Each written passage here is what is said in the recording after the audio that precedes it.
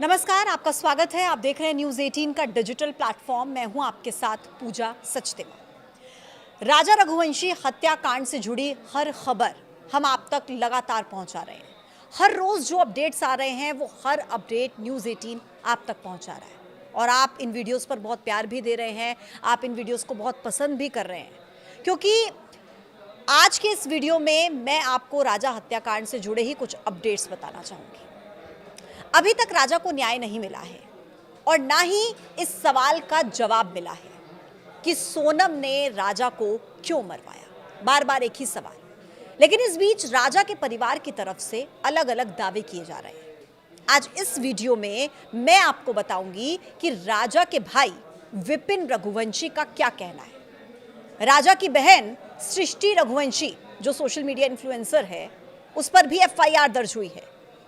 सोनम के भाई गोविंद ने अपनी बहन को लेकर क्या कहा है, ये सब कुछ आप आज के इस वीडियो में देखने वाले हैं, तो इस वीडियो को एंड तक आप जरूर देखिएगा। राजा के भाई विपिन रघुवंशी ने फिर से एक बार सोनम के परिवार पर गंभीर आरोप लगाए हैं। विपिन रघुवंशी का कहना है कि अगर सोनम का पिंडदान उसके परिवार को करना होता तो कब का कर चुके होते। सोनम के परिवार को सब कुछ पता है, लेकिन उसके बाद भी वो कुछ बातों को छिपा रहे हैं, इसलिए हम इनके भी नार्को टेस्ट की मांग कर रहे हैं। उन्होंने ये भी कहा कि गोविंद ने जो भी वादे किए थे उसमें बहुत से वादे उसने तोड़े हैं। अभी तक सोनम के माता पिता के मुंह से ये तक नहीं निकला कि सोनम गुनहगार है।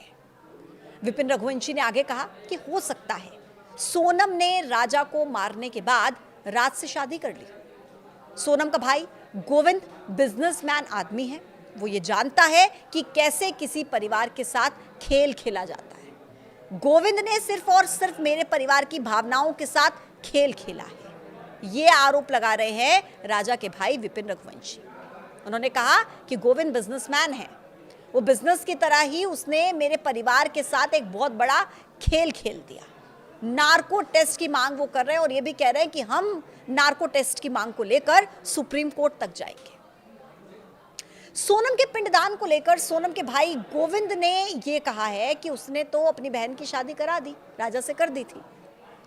अब उनके परिवार की बहू है वो, और इसीलिए पिंडदान का अधिकार भी उन्हीं के परिवार के पास है। मतलब वो ये कह रहे हैं कि अगर वो अपनी बहू का पिंडदान करते हैं तो वो और उसका परिवार उनके साथ खड़ा हुआ है। तो वहीं राजा के परिवार की तरफ से सोनम को दिए गए जेवर भी गोविंद ने लौटाए जाने की बात कही है कि मतलब जो शादी के समय पर जेवर चढ़ाए गए थे वो जेवर भी लौटा दिए गए हैं। ये भी कहा है गोविंद ने कि थाने में लिखा पढ़ी करके जेवर लौटा दिए गए हैं।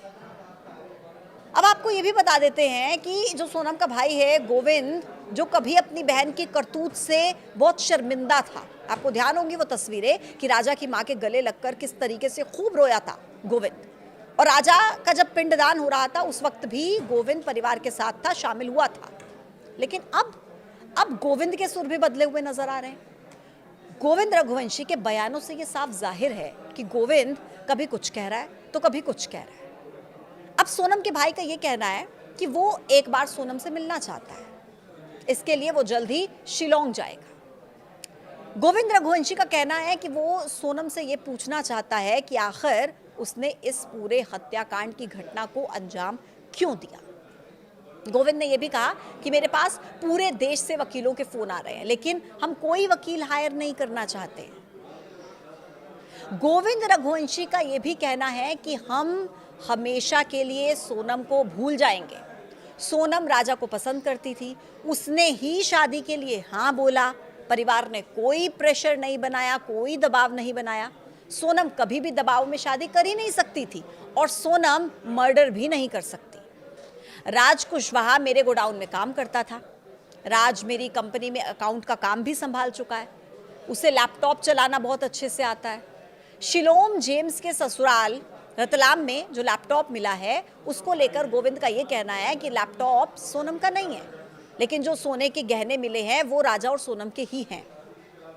ये बातें गोविंद की तरफ से कही गई है। यानी कि कुल मिलाकर कल अगर आप देखेंगे तो गोविंद का बयान ये था कि सोनम से मैं मिलना चाहता हूँ, और मैं चाहता हूं कि मैं उससे जाकर के सवाल पूछूं। मेरी बहन ऐसा कर ही नहीं सकती है, हमारा जन्मदिन एक ही दिन आता है, रक्षाबंधन से पहले मैं एक बार सोनम से मुलाकात करना चाहता हूं, राज और सोनम के बीच में कुछ नहीं हो सकता।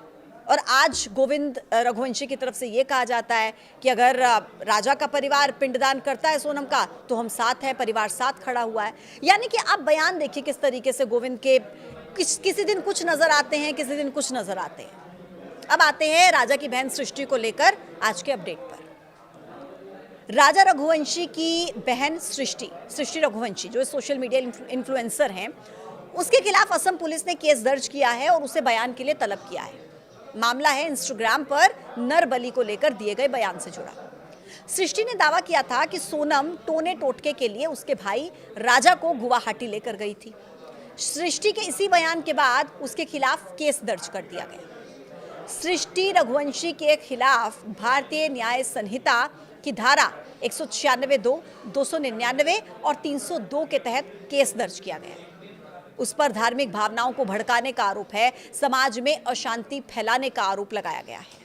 हालांकि सृष्टि ने इसको लेकर माफी भी मांग ली है कि अगर इसकी वजह से किसी की भावनाएं आहत हुई हों तो मैं माफी मांगती हूं, लेकिन कुल मिलाकर एफआईआर भी सृष्टि के खिलाफ दर्ज हो चुकी है। तो ये अभी तक के जो बड़े अपडेट्स थे, आज के जो बयान सामने आए, जो राजा के भाई की तरफ से दिए गए, सोनम के भाई की तरफ से दिए गए, वो सब मैंने आपके सामने रखे। जैसे कुछ और अपडेट आएगा फिर आपके पास लौटेंगे एक नए वीडियो के साथ। आप क्या सोचते हैं इस पूरे केस को लेकर? क्या वाकई गोविंद इस केस को डाइवर्ट करने की कोशिश कर रहा है? क्या वाकई गोविंद अपने बयानों से पलट रहा है? क्या वाकई कुछ ऐसा है कि सोनम का परिवार कुछ जानता था और वो कुछ छिपा रहा है? क्या मामला जो सुपरस्टिशियस बातें कही जा रही हैं, नरबली जैसी बातें, टोने टोटके की बातें जो कही जा रही हैं, क्या वाकई मामला उससे जुड़ा है? ये तमाम तरह के सवाल हैं और आप इसको लेकर क्या सोचते हैं कमेंट बॉक्स में ज़रूर बताइएगा। आज के वीडियो में इतना ही, फिर होगी मुलाकात एक नए वीडियो के साथ। आप देखते रहिए न्यूज़ 18। नमस्कार।